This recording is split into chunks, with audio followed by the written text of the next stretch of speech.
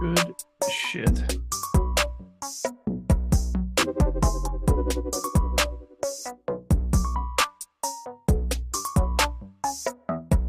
Yo, good morning. Welcome to the Stochastic.com NBA Strategy Show. I'm Dave Loughran at Lofty_D on the Twitter, joined by Josh Engleman at Josh Engleman. Today's show, of course, presented by Bet365. 3 games coming off an interesting Tuesday. Now we move on to Wednesday, where Giannis is doubtful. Ja Morant is questionable. I mean, dude, things getting a little bit rocky after the first couple of days. Everybody kind of healthy, and now we get into it. Oh, and of course, how could I even forget, Josh?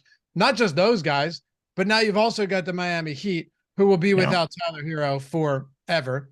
4 to 6 weeks. Like there's 3 key players on this slate. After all we talked about for the past week and everything for play-in games, game 1s, early game 2s, now you've got this. It sucks, sort of. Like, it makes for like a slightly more interesting slate, but nobody wants to see Giannis not playing. I mean, Tyler Hero obviously not on the same sort of level as Giannis, but him being out sucks. Morant being questionable sucks. Like, it's not fun to see these kind of guys go down. I'm just happy that Golden State doesn't play. We'd be down Draymond as well. We would be down Draymond. It is what it is. I think you wanted him to get some type of pay bonus for doing that, but yeah, I think he deserves an award. It is. If there was a promotion, you would recommend it. Yeah. If he could be like a senior power forward or something like that, it'd be great. Mile High 5280 said, "Not gonna." I get it. 5280. All right. Not gonna lie. I think his birthday is May 2nd. 1980. Mm-hmm. Could be. Not gonna lie, last night was nice using the lineup generator. Yeah, man, you guys already know. Half off first week, $4.48 for the first week. Lineup generator's been crushing for people. Links down there. Not even trying to do a read off the top, but if someone in chat, just like an unsolicited endorsement, Josh, that says, "Hey, crushed with the lineup generator yesterday," I'm gonna talk about it. You gotta talk about it. You gotta talk about it. You gotta talk about it. Can we talk about one thing from yesterday? We can talk about whatever you want, pal. Russell Westbrook had a really good first half. He was good. He was way better yesterday than he was in the first game. I feel like positive offensively, led the team in win percentage added yesterday. Great game. It No, looked good in the first half. You're actually not leading. You're not leading me into something here. No, that's the point of it all. I don't say things because I'm just trying to say them. He was awful in game one. He was much better and much more efficient in game two.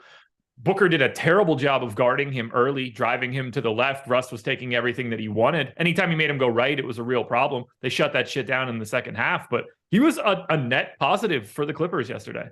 You know what I think it was? If I had, this is just pure speculation.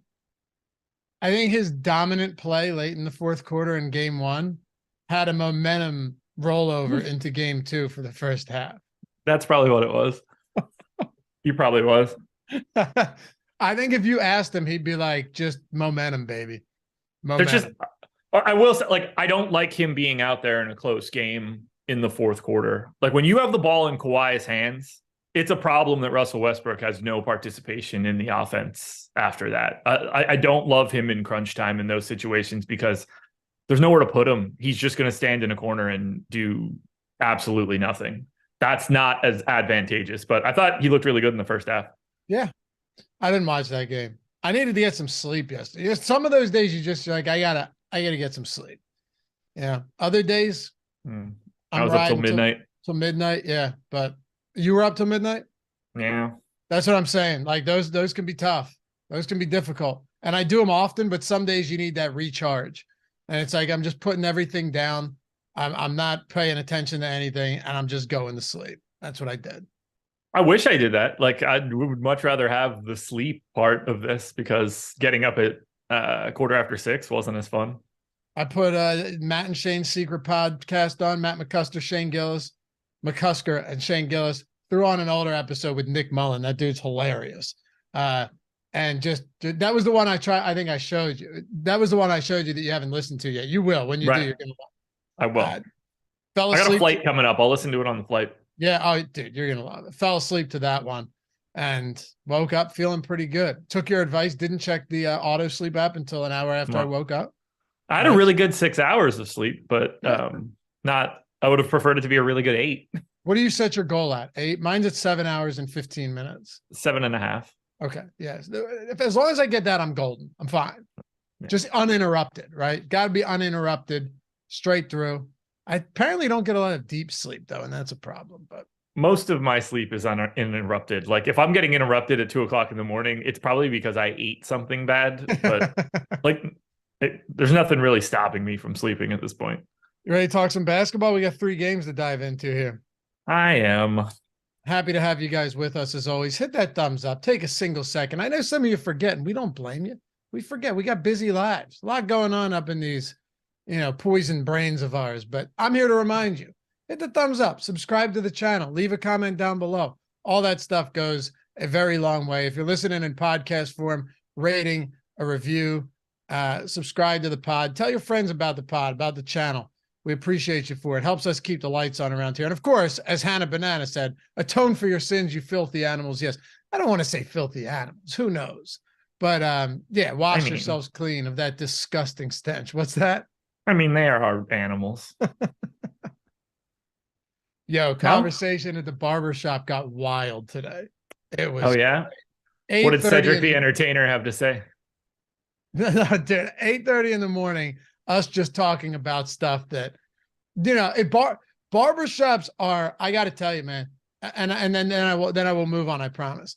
I love my barbershop because it's a safe haven for saying whatever the hell you want. No one's going to say a damn thing. No, you know what I mean? No one's in there worried about what you say. Guys can be guys in there, Josh. I'm telling you right now, you go into a barbershop, the fellas can be guys. Don't. You grabbing people somewhere? What? No. A little locker room talk. I'm saying, grabbing them by the downstairs. Listen, anyone that goes to a good barbershop with good people knows you go in there and there's no rules. It's a good thing. Like it's a good thing. All right. I'm not trying to hit you with some of that like bro talk. That's not what it is. but it's nice. Yeah, Mr. Go Blue said barbershop equals therapy. Yeah, you go and Boss Bro, that's what barbershops are for. That's what I'm saying. We should never get away from what a barbershop is there for. Go and get a nice dude. I'm cool with all of the guys on the line that are cutting. So we're just screaming across the barbershop the whole time, shooting the shit with each other on like posing insane questions that, hypotheticals. Ben Rassa would have liked some of these, but guy stuff. We need more of that. And barbershop is one of the final places where you can go in there and really just sit back and let it happen, let it ride. Can you give me an example of something you guys talked about? Probably not. Oh, probably not. That doesn't seem very nice. Well, like I said, you come into the barbershop, we'll talk about all of it. I got no worries in there, Are we going to have to name our podcast The Barbershop? That's a great idea. That's a good idea. That's a good idea. Interesting. I'm very curious to know what you guys were talking about. All right. By the way, I don't go to a barber. I go to a salon. So you're honestly have at it. You're missing out because your type of personality, we're similar in this sense. You would absolutely love it. Like you would absolutely. That's the thing. I wouldn't. I love getting my hair cut, and I don't want to speak to anyone doing it while it's happening. I want to savor the moment. I love every bit of my haircut. I don't take my phone out of my pocket once in the barbershop. I don't look at my phone. Well, neither do I. I don't want to get hair and shit all over it. I'm not worried about it. You hold it up like this. No, I'm in there. No. We're having a good time. We're having a good time. Yeah. Yeah. I would rather they never speak to me. You want me to give you one of the scenarios? It was, would you rather bang the Hulk with a vagina or Megan Fox with a penis? And for me, I was like, what are you talking about? Megan Fox all day long. That's an easy one, dude. That's like the easy. I didn't even have to stop to think about that. Right. It's the Hulk. No, it's Megan Fox. Okay. Put a pair of pants on her. There's only one way I can ask this question. Is the Hulk a woman or did the Hulk transition? No, it's still the Hulk. Okay. So Bruce Banner. It's Megan Fox. Caitlyn Banner. Yeah, it's Megan Fox, dude. I'm telling you, the answer is Megan Fox. There's so many. Oh no, it's definitely not Megan Fox. It is. There's so many workarounds there that it wouldn't bother. Like, wait, does Megan Fox have them both? Oh, well, it wouldn't matter. Well, it matters to me. Okay, everything is the same except for that addition. Okay, so it's either she's handling the business or we're taking an alternate route. You're handling. That's it's the Hulk then for sure. It's the Hulk. It's not the Hulk. Dude. Very easy question. It's the Hulk. It's the Megan Hulk. Fox. As Jordan Klein said, Megan Cox. It's the Hulk. Yeah, could be Travis is right. Easy answer is Megan Fox. Yeah. No, it's not Megan Fox at all. We're talking about a girl who has the self-esteem to be with or to have previously been with MGK and David from 90210. I'm taking the Hulk, man. Don't care. There's no way. She was with Brian Austin Green. There's no confidence in this. Vic woman. David Figueroa says Megan Fox. Yeah. And guys, I'm sorry about all this, but our demo is like 99% guys, and all the ladies that watch are hanging out, and they're they run in the same circles with us anyway. So yeah. See, Hannah Banana, there you go. She says 100%, Josh, but you're wrong. You're wrong, Hannah. You're wrong. All right. I mean, it's not even a question. It's not even a question. Look, everybody that's just saying aggressive. You drop the trowel on Megan Fox, and you're just like, what? No, I'm not good. Dropping. Same way you would do that in every life scenario. I'm not dropping trowel though. I'm not dropping the trowel. Nope. You're just. I mean, that makes this sound way much worse. They're way worse. It's way worse. I thought about this. It only took a second. But as someone mentioned, yes, exactly. The Hulk is still the Hulk. All right. What does the Megan Fox situation look like? Is it like Jordan? Or is it like the guy from COVID times leaning over the bed? Like, what are we getting here? Let's save this for another time. I said I was going to get into basketball. We can't do this, man. We can. I might get something from PR.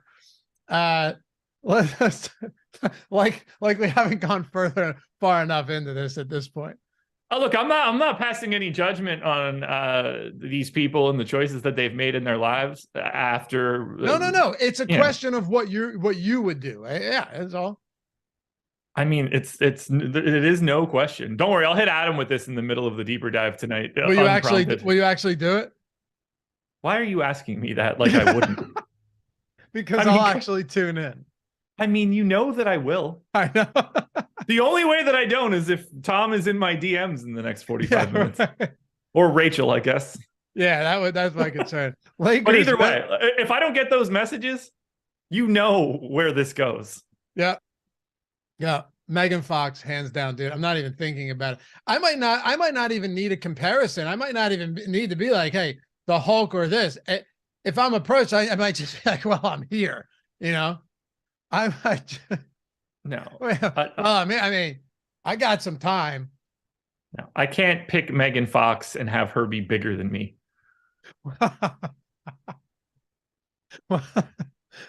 Lakers, Memphis Grizzlies, Anthony Davis. How about that? How about that segue? You should have said, how about that transition? It would have been the third one in this conversation.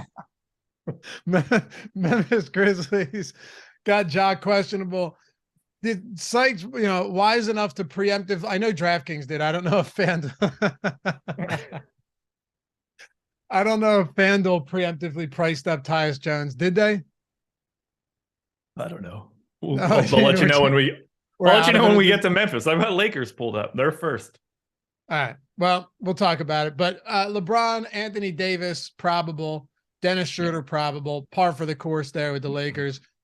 You were right too. Lakers took it to him in game. Of course, the John Moran injury didn't help at all. No. But yeah, Lakers came in, got that dub. They are 1-point favorites on the road today against the Memphis Grizzlies. I don't know how much of that is just like a hedge line on John Morant playing or not playing. I mean, they're just better than them. Like, if you don't think Ja's playing, or even if you want to call it 50-50, so you're cutting half of his value out of there. You already have no Steven Adams. You have no Brandon Clark. Like, they're just running out of real NBA bodies. And the Lakers are fully healthy. Yeah, they're just better. What do you think the line would be if Ja was healthy, though? Like, if we knew he was playing? Memphis -1. That's what I'm saying. Yeah. Yeah. But if he's confirmed out, a pick, something like that. I mean, we're definitely losing a point on this line right now, just on the hedge. Yeah, just on the uncertainty. All right. Well, let's start it off with the Lakers then. We can dive into this. Got the boom bust tool pulled up, updated, ownership updated, all that updated an hour ago. How about that? An hour ago, Josh? Yeah. I know. I was very happy. I've got everything locked and loaded and ready to go. I've got a 5,000 lineup crunch already in. We're in good shape, man. Not a lot of love coming in on LeBron and Davis today. Both of them, slight positive leverage in a spot like this. Oftentimes you'll see that when they're not getting any ownership and they both have pretty decent ceilings. But how about D'Angelo Russell ownership, 45%, nice optimal score as well. It's not just like he's going wildly over-owned in the boom bust tool. It's funny because you look at the play-in game. He played 24 minutes against Minnesota. They get that win in overtime. Dennis Schroeder was the one getting the bulk of the minutes off the bench. Russell plays big minutes against Memphis, has a pretty decent game, but he's $5,800. This to me is inexplicable. $5,800. He's down $1,000 from last game. I'm honestly wondering if DraftKings typoed him. Like, honestly, he looks good. Missed the 6 for a 5. I mean, he looks really good. I don't have any real disagreements there. To me, he's very clearly the easiest guy to get to from the Lakers. I don't have a great feel for how many minutes he's going to play. Probably could, give him a little bit of a bump. I probably went low, but they need Schroeder in this series the way that it's set up, particularly with if there's no Ja, they need Schroeder a lot less than they need Russell in this one. So, yeah, I mean, I don't have anything else to say. Like, does 45% ownership seem a little high? Yeah. It does a little bit, but at the same time, I mean, he's an amazing point per dollar option, potentially playing 34, 35, 36 minutes here. He's a fantasy point per minute guy. Generally, he's been at about 0.9 over the last 30 days, but I see no reason why he's not one of the very quickly rostered cash game plays, at least as of right now. All right. Yeah. I mean, I'm just looking at a lot of these other options on the Lakers today. Reeves, 16%, LeBron, 11%, Anthony Davis, 10%, Vanderbilt, 10%, Rui, 6.9%. And Rui coming off of a very strong performance last time out.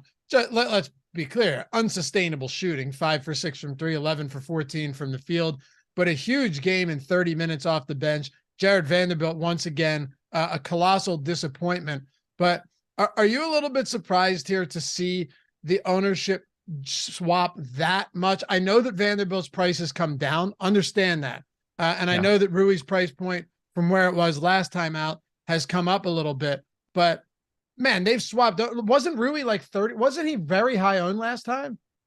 Yeah, I think he was like 30 or something like that. I thought he was around 30. Vanderbilt was pulling another. Vanderbilt's at 10. Rui's down to 6.9%.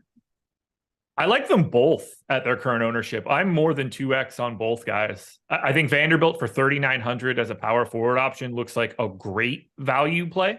Like, he's going to get those minutes for sure. What he does with them is up in the air, but at 3,900, you don't need him to do all that much.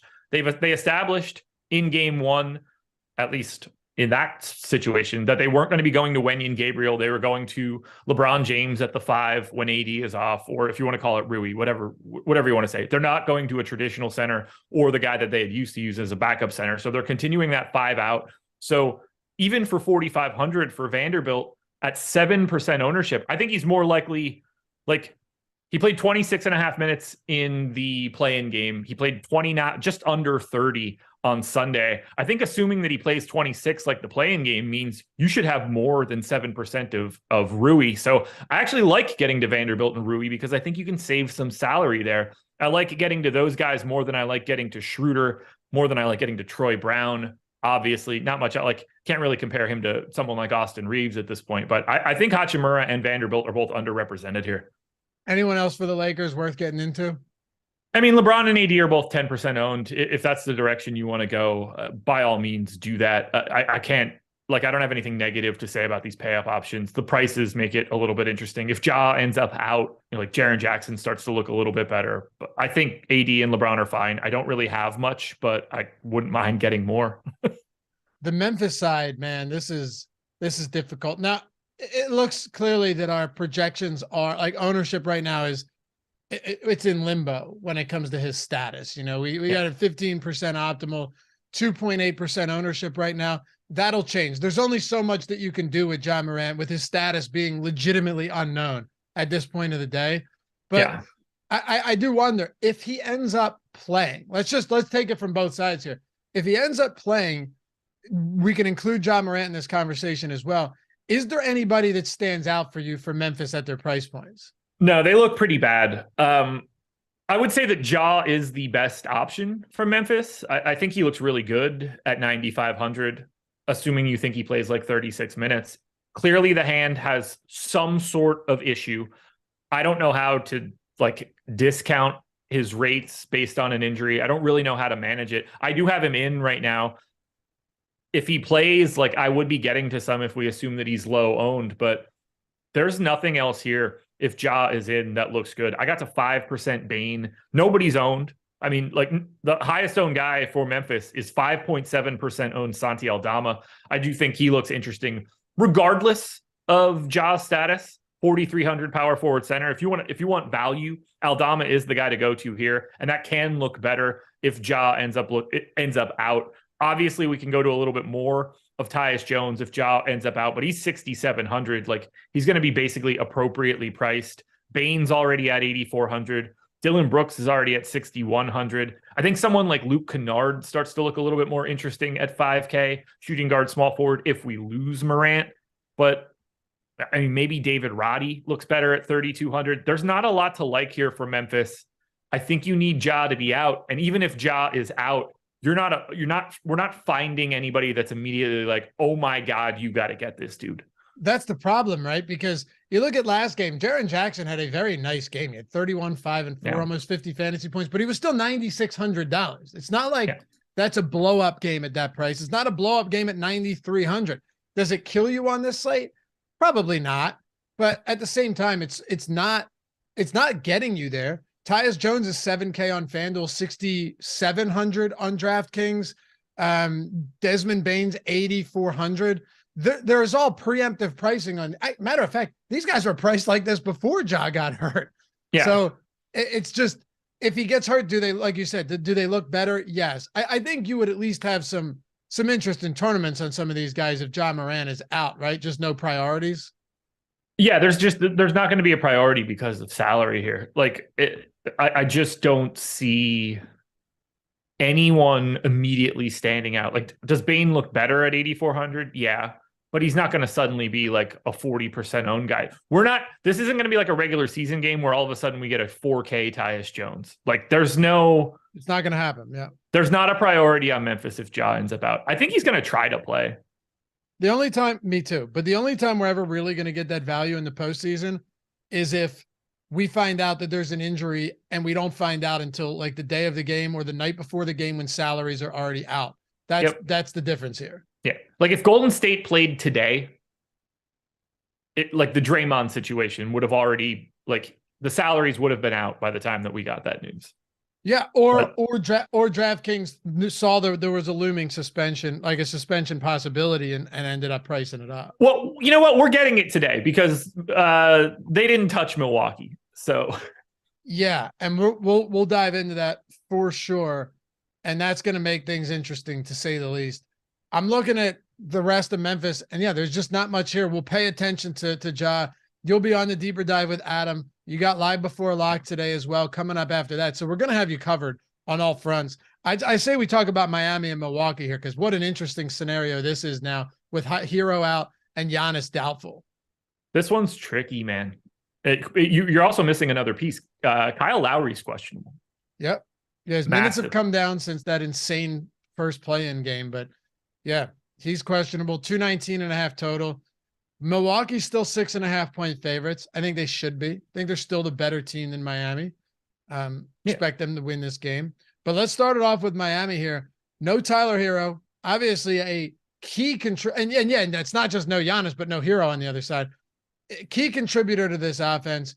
What do our rates look like with Tyler Hero out of the offense when it comes to the Butlers, the Adebayos? And then we'll get into some of these more secondary affected players once we get past the top dogs. Love Bam at 7,400. We're going to talk about a center on the opposite side too that I like, but 45% ownership for Bam, 7,400 with no Hero out there, just gets a boost. 26% usage, 16% assist rate, 16% rebounding rate. Like he just looks infinitely better by Hero leaving. He doesn't have a choice. He has to get more touches. So I do like the idea of going to Bam. Obviously, Jimmy Butler looks good. He's played 42.5, well, basically 43 minutes in the previous two games, that closeout game from Friday and then that game one on Sunday. I gave him 40 minutes at 8,900. More than okay getting to Butler. 50% ownership is a lot. Like at 8,900, that becomes a little problematic. If we lose Ja, I don't think that the gap between Desmond Bane and Jimmy Butler is going to, like, Butler's going to get a lot more ownership and he shouldn't. It'll be a lot closer, but at the same time, Jimmy Butler is a better play. He is the easiest guy to get to at the top because of the lack of Hero, but 50% feels a tad high, just given everybody else that's around him. Gabe Vincent is pulling a ton of ownership, 46%. I think that's warranted. 4,200 point guard, shooting guard, played 33 minutes on Sunday. Now with this Lowry status, with the fact that Hero is out, it's much easier to just lock him into those minutes. So I like going to Vincent. Strus is already getting the minutes, so he can only benefit so much from Hero. It sort of stabilizes Strus instead of makes him something. Caleb Martin kind of just has to play today. And then we got to start talking about someone like Duncan Robinson, 3,100. Power forward only on DK, which is just so stupid. He's not a power forward. What are we even talking about here? Ruins his eligibility. That said, if he's unowned, could he play more? Is he going to start today? Who knows? We shall see. I doubt it, but you'd think they're going to get to him a little bit more. Maybe it ends up being Oladipo, but I think it's probably more Duncan Robinson. You can get away with Duncan Robinson against Milwaukee when there is no Giannis. And then we got to talk about Kevin Love, 4,100, power forward center, 41% owned. I get it. He played 23 minutes on Sunday, and playing Kevin Love is much easier to do when Giannis isn't around, because you're not going to get bludgeoned in pick and roll as much. 41% ownership for Kevin Love here is insane. He does not have to play that many minutes. He played 7 minutes alongside Bam on Sunday. If you want to say that Bam's playing 38 minutes, that leaves 10 at center. If you want to say that he gets the same amount, that's 17 minutes for Kevin Love. If he's in 41% of lineups, I'll have 0. Really? Go to 0? Yeah, of course. It's could he go out there and play 22 minutes again and be a great value? Yeah, like I understand what we're getting here, but what kind of minutes projection do you got to give Kevin Love for that to seem reasonable? A lot. Yeah, a lot more than he's ever gotten since he came to Miami. Tell you that much. Yeah. Jimmy Butler's played 11 games without Tyler Hero this year. Pretty wild. 1.22 DraftKings points per minute, 27% usage, 27% assist rate, 25% usage. Without him, he's actually had a higher DraftKings point per minute production and a higher assist rate. Or with him, he's had a higher DK point per minute production. His usage and assist rate essentially stay the same. So yeah, it's 11 total games played without him, not minutes, but games. He hasn't actually seen a significant boost. Don't get me wrong. Like I still think in a playoff game, it makes Butler look better because you just have to do more against the Bucks team. Your 6.5 point road dogs, all of that. But it hasn't been these dramatic changes that you see when you take a high usage guy off the floor like other teams. I think it changes in the playoffs, like you were saying. Like he's just going to naturally take more shots in a situation where you drop Hero in comparison to a regular season game where Butler sort of takes some time off. He doesn't necessarily go balls to the wall like he has to, unless he's got some sort of personal grudge in that particular matchup. But on a day like today, like don't overthink it. Play Jimmy Butler a bunch. I'm not saying not to play Jimmy Butler at all. Yeah. Oh yeah. I'm just saying it's interesting to see that the production, 11 games without a player in a season is a decent amount of minutes. And it's just, but postseason way different because who else are you going to have that's handling the rock for the entirety of this game? It's going to be Butler. There's no doubt. And then if you have Kyle Lowry out, that changes some things as well. Even if you were to take those like 18 to 24, who knows how many minutes this guy is going to play from night to night. But if you take him off the floor, then you're just, how many minutes does Gabe Vincent play in a spot like that? I gave him 33, but I think he's live to play like 36 to 38, depending on statuses. Very popular today. 46% right now. I think he should be. He's not like a really good per minute. He's a 0.7 guy. It's not ideal, but from a playing time perspective. Now, like, look, if Lowry is out, it's a no-brainer. You're just going to Vincent. He's going to be out there for 36 minutes by default. You're going to get some Victor Oladipo at that point, but Vincent's not going anywhere if Lowry happens to not play. What do you think of some of these tertiary options just kind of down there getting no ownership? Is there anyone that possibly stands out that could benefit from Tyler Hero being out, but it's not really being factored in right now because you need the stars to align? No, like the Strus price is already high. If Lowry ends up out, then $3,600 Victor Oladipo becomes a conversation point, just because they're going to run out of playing time. I mean, if Duncan Robinson really is 1% owned, then you got to take a shot at 3,100. I mean, it doesn't take much for him to just knock down a couple threes and be out there. He's been so bad, it's insane. But we saw him get back out there in that game one. I didn't expect it to happen, but he started the third quarter after Tyler Hero got hurt. He barely played after that. It didn't necessarily go well, but just basing it off of that, if you think that Duncan Robinson can be out there and get, standard issue rotations in the first and second half, if he's playing 18 minutes or something, the only thing that's slowing him down is the fact that he's got that stupid positionality. Let's talk about the Bucks then. Yeah, let's do it. Before we do, Bet365, you guys already know.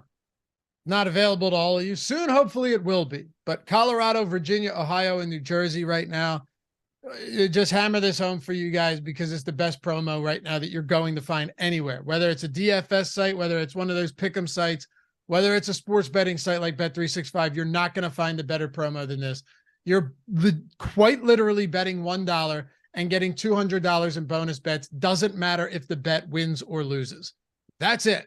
Sign up. The link is in the description. Jordan just threw it in the chat as well. If you're in one of those 4 states or close to them, check it out, man. Huge opportunity here to build a bankroll up. No doubt about it. We've seen so many people already talking about that. Ginger Hammers with the tweet last week talking, yeah, in this 1 week period, I turned the promo $200 bonus bets into $1,450. Like, there's no better endorsement for a promo than that.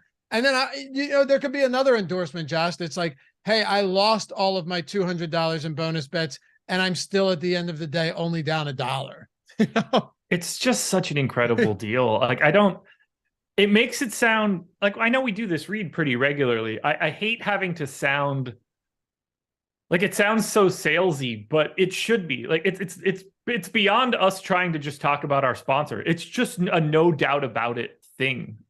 Like, it's a free money situation. If they weren't the sponsor, I would tell everybody to do the exact same thing and go out of your way to do this. It's just a no-brainer way to acquire $200 for nothing. Just like with Manscaped, they've sponsored a few shows and you and I are still talking them up because we like it, you know? In a case like this, you deposit $10, you bet $1. Doesn't matter if you win or lose. My recommendation, again, if you're in Colorado, New Jersey, Virginia, or Ohio, put a massive parlay down. You could go like a four-player home run parlay, right? Like 4 home run parlays, get massive odds. You could do, double parlays for basketball, do a bunch of them. And if you win, you make a nice little return on that $1 and you're getting $200 back in bonus bets. If you lose, you lost $1 on it. Like, if I'm not betting a straight -110 bet on a spread or something. Oh, cool. Yeah. I bet $1. I won 90 cents. I'm going wild with it because I know I'm getting $200 regardless. Anywhere else in the world, anywhere else, someone offers you $1 and for 200 and ask for only $1 from you. Even if you got scammed out of it, you're only down $1, so it's worth it anyway. Bet365 isn't a scam. We know that. They've been operating longer than almost any sports book out there. So check it out. Bet $1 into 200. You have to deposit 10. Use the link in the description or in chat, and that's it. You get $200 whether you win or you lose. Only have to bet one of those $10. And of course, must be 21 years or older to gamble. If you or someone you know has a gambling problem, please call or text 1-800-GAMBLER. All right. Ross K, speaking of Manscaped, Lafayette, is it best to shave the balls against the grain or with it? I'm against. I'm trying to. I think I don't know. What is there even grain? I mean, my balls don't have grain. Is there even grain? No. Well, I'm thinking on the ball. I'm thinking around the area, the general area. I still not sure there's any, like grain. The mound, like upper root. I go up. I can tell you that much. That's all I can tell you. I go up. Yeah, well, yeah. There's no grain on the balls. Those are just haphazard. Right. Well, they grow like weeds. I was assuming the area. You know what I mean? The general region. I go up. I go down. Really? Yeah. Interesting. Okay. I go with the grain. Yeah, I go against it. Yeah, because I'm not making skin contact, dude. I'm not going to skin. I don't know if you're baby facing down there, but I don't go. Oh yeah, not me, dude. Yeah. Trying to add a couple inches on you. Oh yeah. Whatever I can do, man. Whatever I can do. Bobby Portis has played 18 games without Giannis this year. 1.21 DraftKings points per minute, 24% usage, 19% total rebound rate. That's a monster number. Not going to get a whole lot out of him as a playmaker, but this price point being at $5,700. Again, you want to talk about wild price points? Bobby Portis at $5,700 today is a wild price point. I'm almost surprised he's not more than 41% owned. He is in my lineups. I got him in 77%, but he's still not even my most exposed Milwaukee guy. I don't know if Portis starts or not today. I don't think it really matters. 5,700 power forward center. Assuming there's no Giannis, you just get to Portis and you don't overthink it. He's a lock play in cash lineups. I don't have much to add. I think it's very realistic that he doesn't start, but dude's going to play a ton. They just don't have a choice.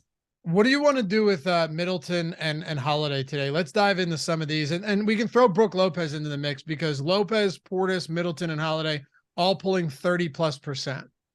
We have 209% ownership projected to all of Milwaukee. I've got 300. So I'm already 50% higher than the public. I've got 88% Drew. He's the best play on today's slate. 8,200 in games where Giannis isn't on the floor and Drew is only sharing it with the other guys that are going to be a part of this rotation. 30% usage, 37% assist rate. I got him at 1.33 fantasy points per minute. He'll be in close to everything that I do today. He's very clearly, to me, the best option. Middleton at 40% ownership. The only thing that limits him is, I don't think that he has the same sort of minutes upside as Drew, but they are pretty close to the same guy per minute wise, and you get a better position in salary savings. So happy to go to Middleton. Love Lopez at 6,200. Gave him 34 minutes. He's over a fantasy point per minute guy. 35% ownership. I've got 50. And then the guy that's craziest to me, we saw Grayson Allen play 31 minutes on Sunday. Now we're losing Giannis. He gets more touches in this spot. He's a $4,600 shooting guard at 15% ownership. Craziness. I've got 49% Grayson Allen.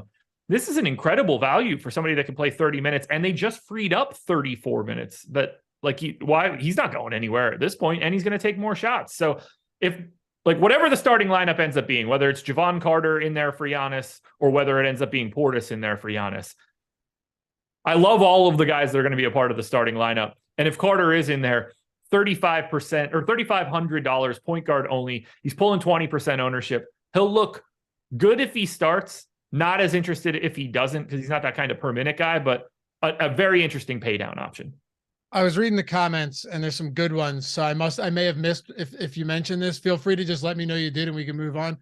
Do you think the expected absence of Wes Matthews, even though it's not a ton of minutes, in tandem with Giannis also probably being out, opens anything up elsewhere that might be getting low ownership?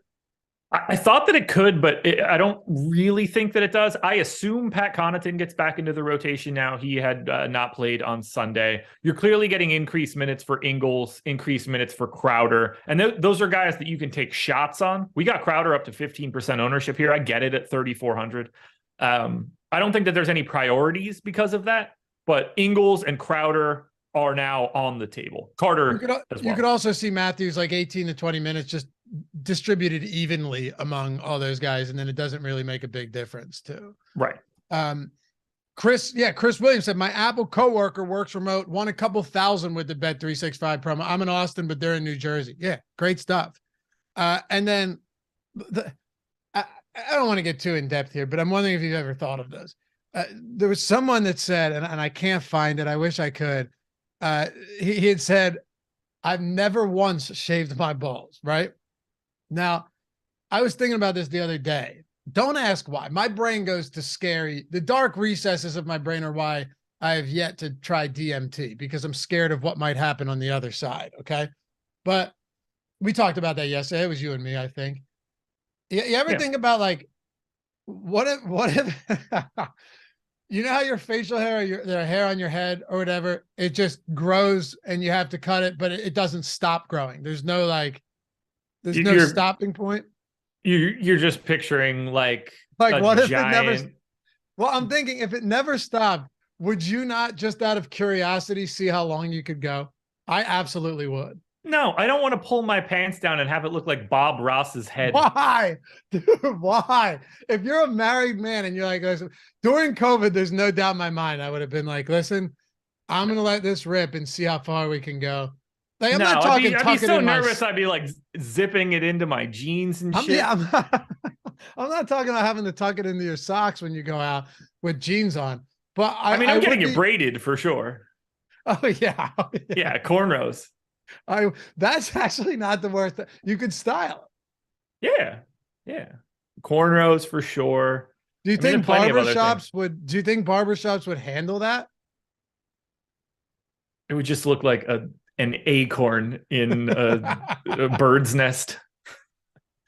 In that bald eagle's nest. Oh man. No, I don't think that barbershops are going to braid my crotch if I could grow it out. Right. I mean, like some will, obviously. Like everybody likes everything somewhere. But like a back room, I think. I bet, dude, I'm telling you, there would be. There in certain shops, there'd be back rooms. Yeah, I mean, barbershop, probably not. No. Yeah, imagine your barber coming back out of the back room and you see you're the next one up and he just like hasn't washed his hands. And you're like, oh, good. What were you doing back there, pal? Yeah, wouldn't be into that. That's the least of my worries. Just wanted to get your thoughts. If you've ever considered like what would happen if there was no governor on that, no limitations. Apparently it's only crossed my mind. Anything I wouldn't let it go. It would be so unruly. It's like a hair diaper. You'd be pissing all over it.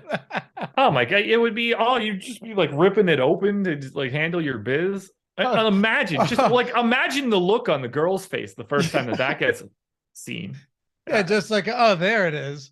Yeah, no. Anything else from Milwaukee here before we close it out with Minnesota, Denver? I don't want to have to give her a map.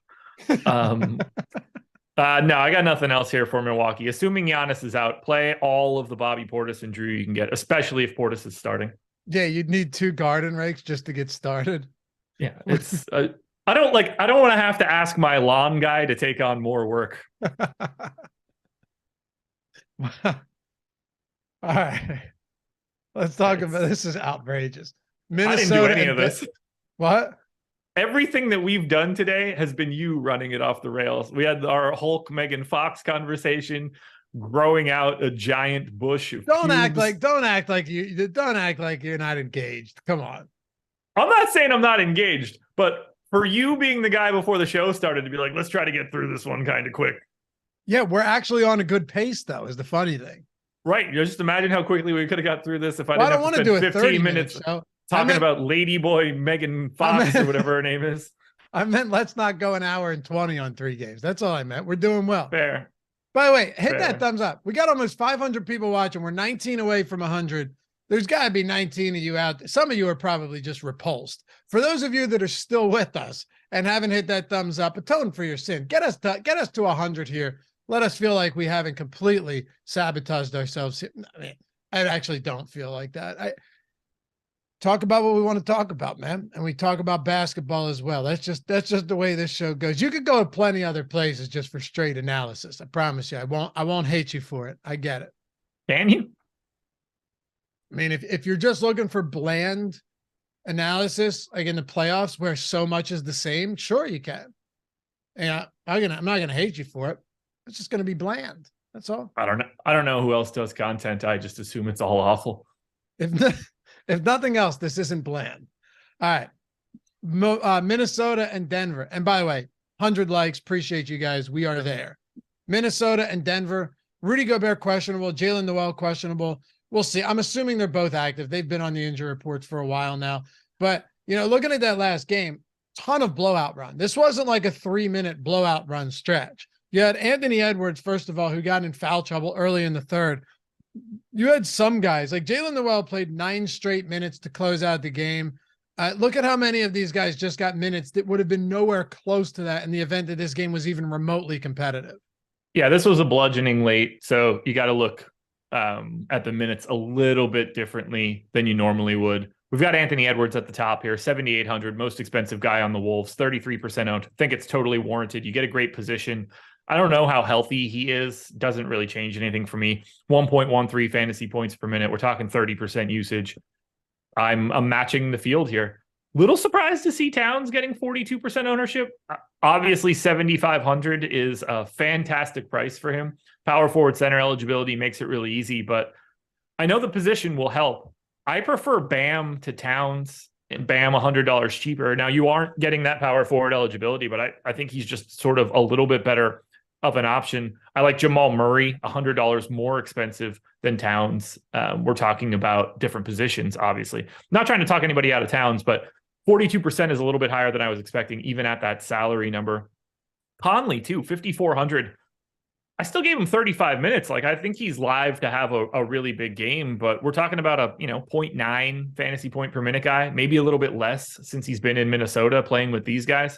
The guy that I'm most interested in is Nickeil Alexander-Walker. Assuming he continues to start, I got him in for 27 minutes. He's 4K, point guard, shooting guard, only 17% owned.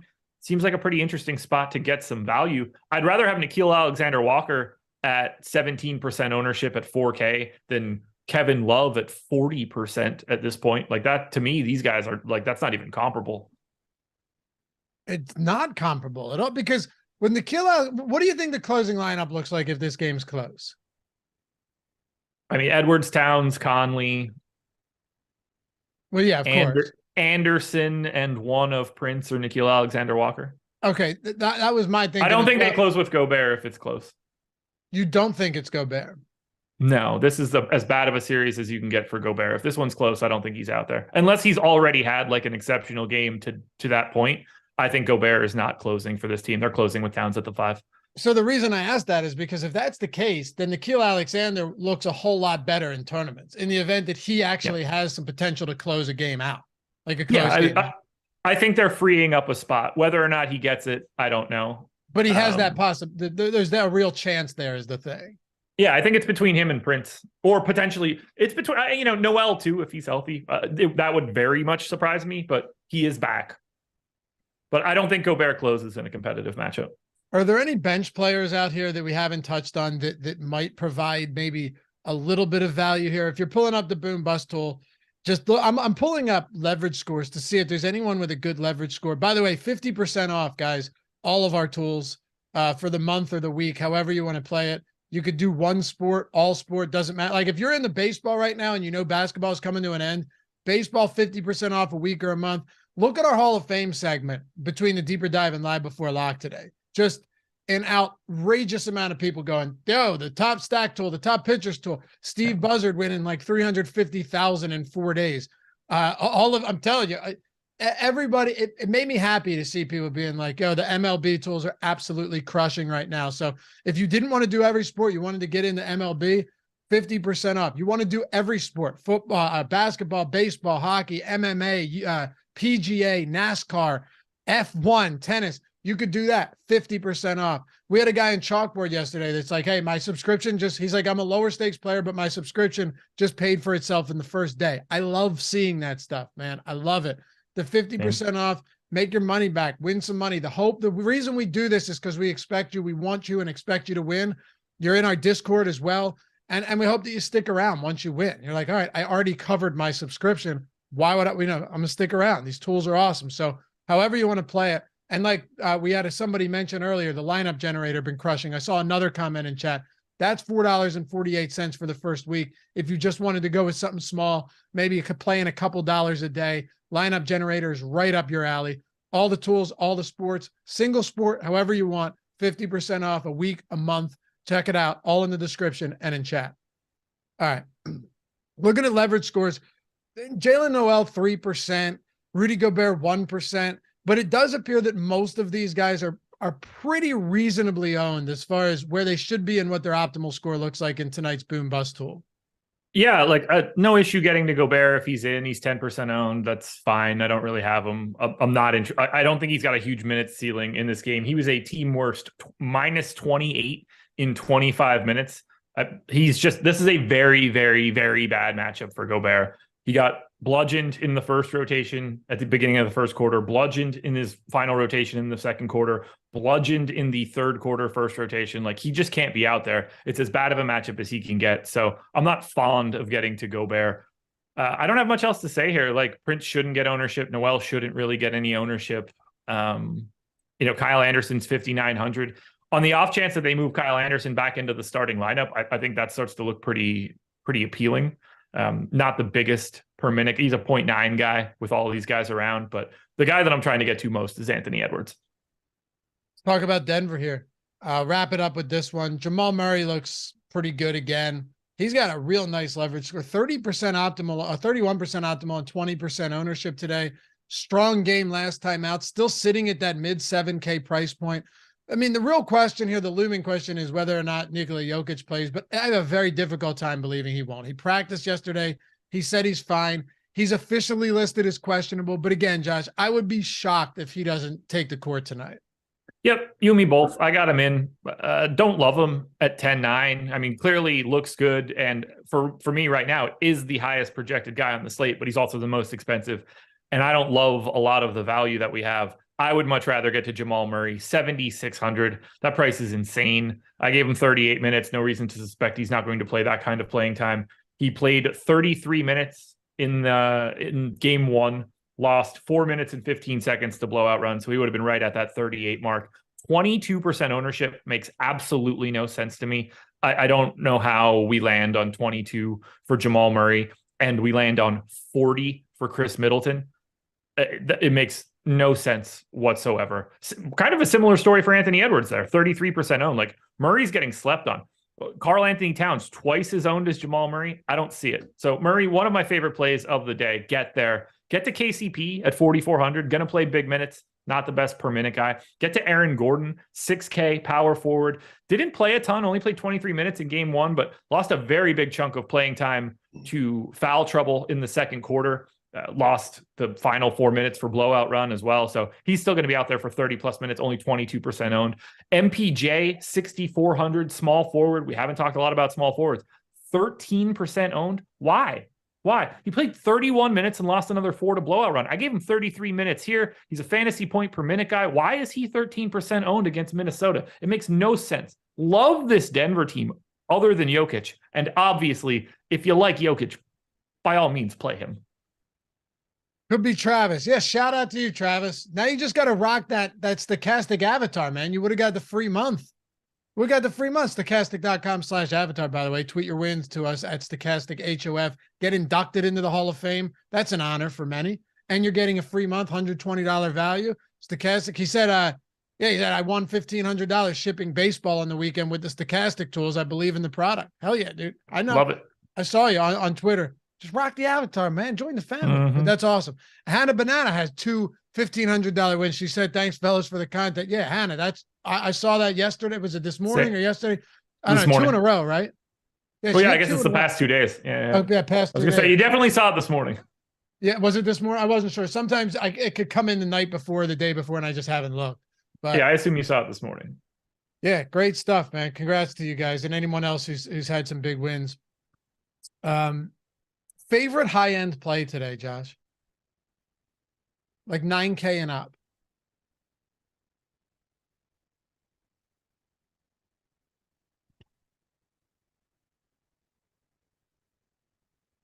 Does Morant play? I don't know. And I know you mentioned it. I really don't know how to quantify the injury. Like it's on his shooting hand. It could be something. It's Anthony Davis. What? It's Anthony Davis for me. Anthony Davis. I am a little worried though, even if Ja plays, how much is that hand going to bother him? Probably a lot based on everything that I understand about it. Sounds like it, right? I might take the over on his assist prop if he plays. Yeah, I don't know. I don't know what to think about it. Whether he plays or not, I don't know. Like, I don't have a great feel for if he plays. I don't have a great feel for how it's going to affect him. If I knew his ownership was 2.8%, which is what we have projected, I'd play a bunch and just cross my fingers and hope for the best. Like, he got a really good painkiller shot and feels like $1 million. Who knows? Right. But for right now, I think Anthony Davis just feels like the highest end option for me. If we're talking 9K and above. Here's my favorite question, and one I think everybody in chat would appreciate too, just based on how many of these lower price guys are getting insane ownership while other similarly priced guys aren't getting ownership while they probably should be.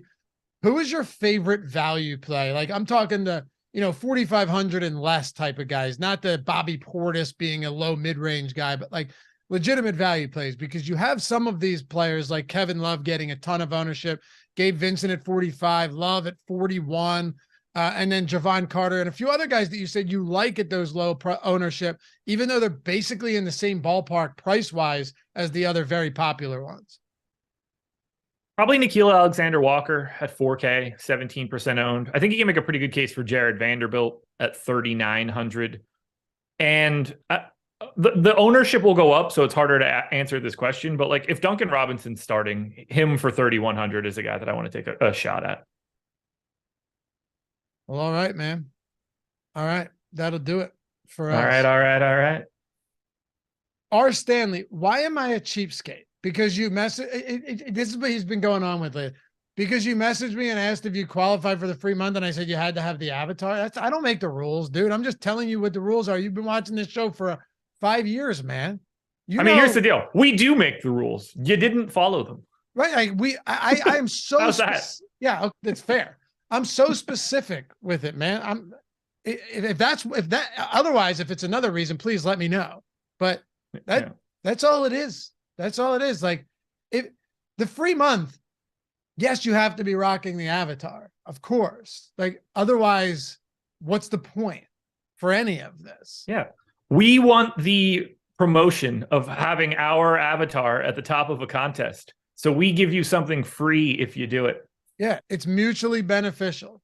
Yeah. And it's great for everybody. Yeah. And costs you zero anything. Anything. Otherwise, it would just be, hold on. I don't even know what the hell that picture is, but otherwise it would have been that crappy avatar instead of ours. Man, I try and treat everyone real well around here too, man. I take time. Me too. That's all I do. Yeah, I know. I take time to answer the DMs every single day. Anyone, I mean, come on. I go out every morning. I start my day by answering DMs like that. That's not true. But that's true. They're never there, unfortunately. But like, if they were, I'd answer them. Yeah.